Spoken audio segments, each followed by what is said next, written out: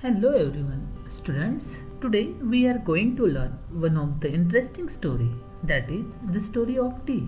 Students, let's start the lesson. Let us begin with a question. Can you name the most widely consumed beverage in the world after water? Perhaps many of you have guessed the answer. The most popular beverage in the world is tea, the fresh, aromatic brew with which people like to begin their day. It has a refreshing, astringent flavor. It is actually made by brewing, that is, by infusing in boiling water the leaves and shoots of a plant whose botanical name is the Camellia sinensis. Students, can you name the most widely consumed beverage in the world after water? Yes, your answer is correct. It's tea. Students, tea is the most beloved drink beverage around the world. It is a refreshing, stimulating. Many people like to start their day with this refreshing tea. Students, the botanical name of the tea plant is Camellia sinensis. Students, चला आपण एका प्रश्नाने सुरुवात करूया. पाण्यानंतर सर्वात जास्त प्यायले जाणारे पेय कोणते आहे त्याचे नाव सांगा. तुमच्यापैकी अनेकांनी आतापर्यंत त्याचे उत्तर ओळखले असेल. जगातील सर्वाधिक लोकप्रिय असे पेय म्हणजे ताजा सुवासिक वाफळणारा चहा.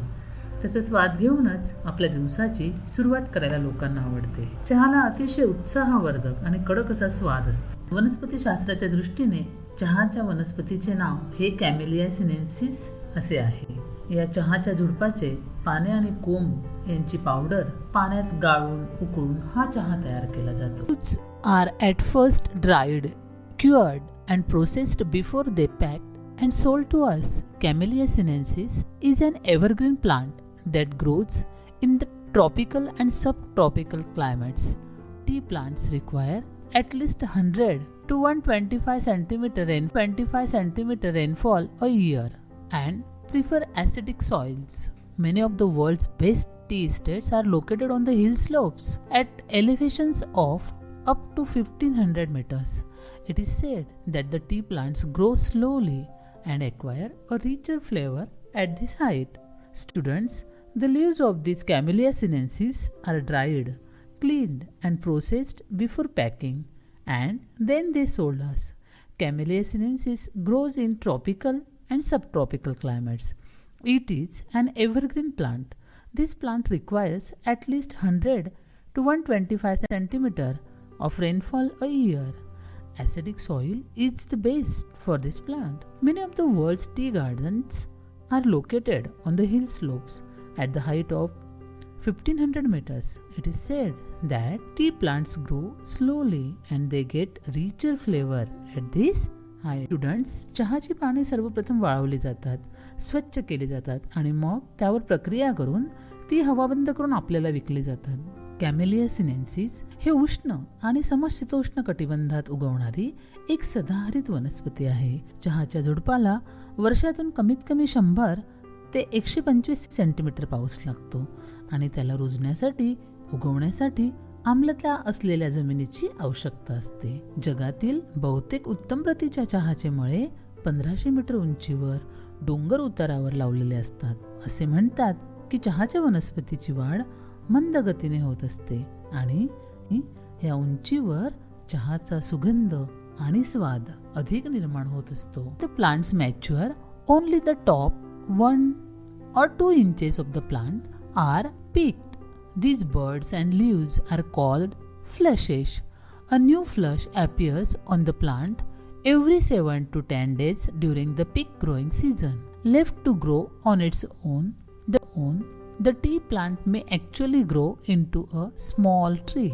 But in all tea gardens, the plants are pruned and kept at a height of about 3 feet waist high to enable easy plucking of the leaves. Students, after maturing the plants, only flushes are picked. The tea gardens are kept short up to the height of 3 feet, that is waist height, for easy plucking of the leaves.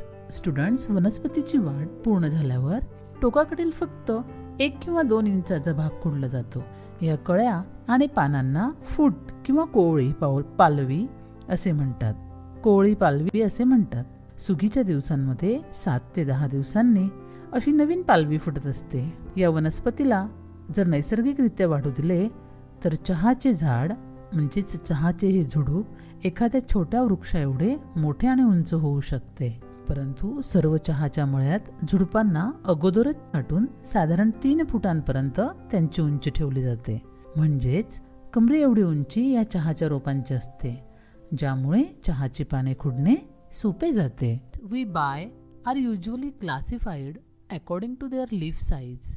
Accordingly, we have Assam type of tea characterized by the largest leaves, China type characterized by the smallest leaves, Kambod characterized by leaves of intermediate size.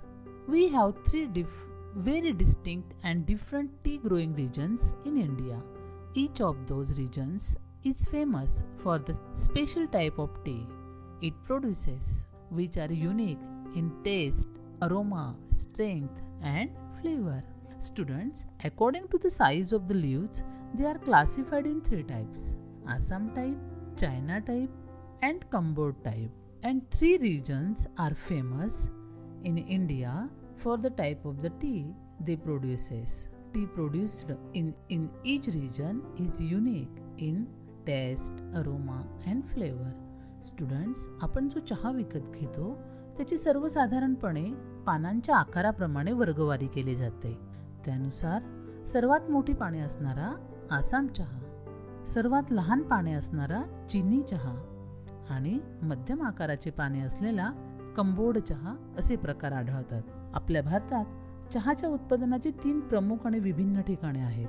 त्यापैकी प्रत्येक ठिकाण हे तेथे तयार होणाऱ्या चहाच्या अस्सल चव, गंध आणि कडकपणा आणि स्वाद यासाठी यासारख्या अद्वितीय गुणधर्मांसाठी प्रसिद्ध आहे. The 3 regions are Darjeeling in northeastern India, Assam in far northeast India, and Nilgiris in south India. Most people agree that tea is a refreshing drink. It contains no carbohydrates, fat, or proteins.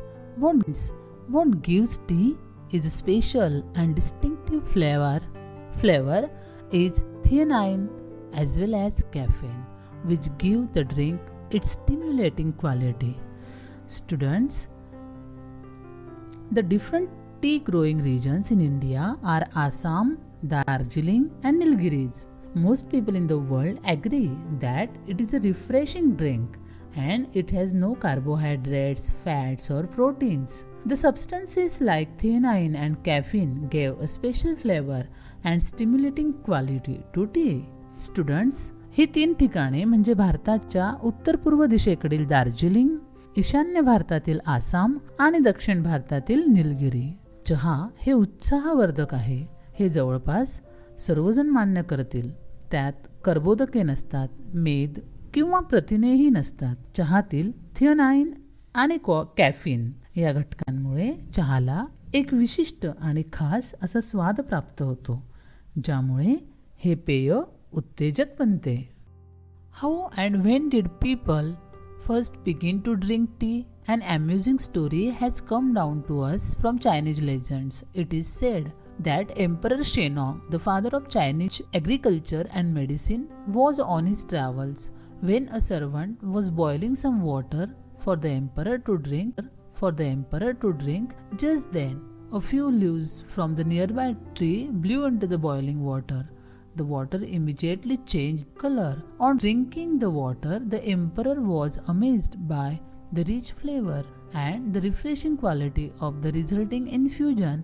Excited by the unknown and its amazing flavor, he carried out further investigations and discovered that tea had many healing and restorative properties and could also be used as an antidote to certain poisons. Students, how and when did people first begin to drink tea? Students, there are many amusing stories about it. Here is an amusing story from Chinese legends. According to this legend, it was discovered when Chinese Emperor Shennong's servant was boiling some water for the emperor and some leaves from nearby tree blew into the boiling water and it had changed the color of water. It had also added a rich flavor and refreshing quality to the water. he had discovered that tea had many medicinal and healing uses. It could also used as an antidote to certain poisons. Student, लोक सर्वप्रथम कसे आणि कधी चहा पिऊ लागले असावे. चीनपरेमध्ये एक रंजक दंतकथा चालत आली आहे. त्यानुसार कृषी आणि वैद्यकशास्त्राचा तज्ज्ञ किंवा प्रणेता चीनचा सम्राट शिनॉंग प्रवास करत होता. त्याचा एक नोकर राजासाठी पिण्याचे पाणी उकळीत होता. त्यावेळी जवळच्या एका झाडाची काही पाणी उडून त्या पाण्यात पडली. त्याबरोबर पाण्याचा रंग बदलून गेला. ते पाणी प्यायल्यावर त्या तयार झालेल्या पेयाचा छान स्वाद आणि ताजेपणा अनुभवल्यावर सम्राट आश्चर्यचकित झाला. त्या अनोळखी झाडाबद्दल आणि त्या कमालीच्या स्वादामुळे आनंदित होऊन राजाने त्याचा आणखी तपास केला आणि त्याला शोध लागला की चहामध्ये आणखी बरेच औषधी आणि निरोगी ठेवण्याचे गुणधर्म आहेत आणि काही विषयांवर रामबाण उपाय म्हणूनही चहाचा वापर होऊ शकतो. Another legend tells us that it was a Buddhist monk named Bodhidharma who was the first to use tea as a drink. He was keen to find a herb or a medicinal plant which would help him stay awake and alert for long periods of time in prayer and meditation. After considerable research and trial, he found that chewing leaves from the tea shrub acted as a stimulant, helping him stay awake. It was he who introduced tea among his disciples in China. It is said that Japanese priests studying under Buddhist teachers in China carried tea, seeds and leaves back home with them. Turkish traders also began to bargain for tea on the border of Mongolia. According to another legend, the Buddhist monk Bodhidharma had discovered tea as he wanted a medicinal plant which would help him to stay awake for long periods of time. In his prayer and meditation, and after many research and trial, he found that chewing these leaves helped him to stay awake. And in this way, he had introduced tea among his disciples in China. Then Turkish traders also begin to bargain for tea on the border of Mongolia. Students, आणखी एका दंतकथेनुसार बोधिधर्म नावाच्या एका बौद्ध भिक्षुकाने सर्वप्रथम या चहाचा वापर केला. त्याला प्रार्थना आणि ध्यानधारणा करण्यासाठी दीर्घकाळ जागे ठेवणारे आणि सतर्क राहण्यास मदत करील अशा एका औषधी वनस्पतीची आवश्यकता होती. बऱ्याच संशोधनानंतर आणि चाचण्यांनंतर त्याच्या लक्षात आले की चहाच्या झाडाची पाने उत्तेजक असतात आणि ती चावून खाल्ली तर बराच वेळ ताजेतवाने वाटते आणि जागे राहता येते. त्यानेच आपल्या शिष्यांना या चहाची सर्वप्रथम ओळख करून दिली. असे म्हणतात की चीनमधील बौद्ध गुरूंकडे जपानी धर्मगुरू शिकत होते. त्यांनी मायभूमीला परत जाताना चहाच्या बिया आणि पाने आपल्याबरोबर नेले. नंतर तुर्की व्यापाऱ्यांनी देखील मंगोलियाच्या सीमेवर चहाचा सौदा करायला सुरुवात केली. Students, let's study new words from this part of the lesson. Beverage, any liquid for drinking, कोणतेही पेय. Aromatic means fragrant, सुवासिक. Brew means to make by boiling and fermenting, उकळून गाळून पेय तयार करणे. Astringent means harsh, कडक. Tropical means the hot regions of the world, उष्णकटिबंधीय. Elevations means raise, उंच. Proned means छाटणे. Stimulating means उत्तेजक. Legends means fable, दंतकथा. Intermediate means coming between two, दोघांच्या मधला. Distinctive means making distinct, वेगळा, भिन्न. Antidote means medicine that counteracts poison, उतारा, रोगांवर रामबाण औषध. Infusion means extract prepared by soaking tea leaves, म्हणजेच अर्क उतरविणे. Bargain, thing bought more cheaply than is usual or expected, स्वस्ताचा सौदा करणे. Curative means able to bring back health, आरोग्य पुन्हा प्राप्त करून देणारे. Inscriptions म्हणजे something inscribed, especially words carved on stone etc, म्हणजेच कोरीव लेख. Characters means symbols, signs, लेखनात वापरली जाणारी प्रतीके. Specifically means intended for one particular thing only, नेमकेपणाने. Botanist means a person who studies plants, वनस्पती शास्त्रज्ञ.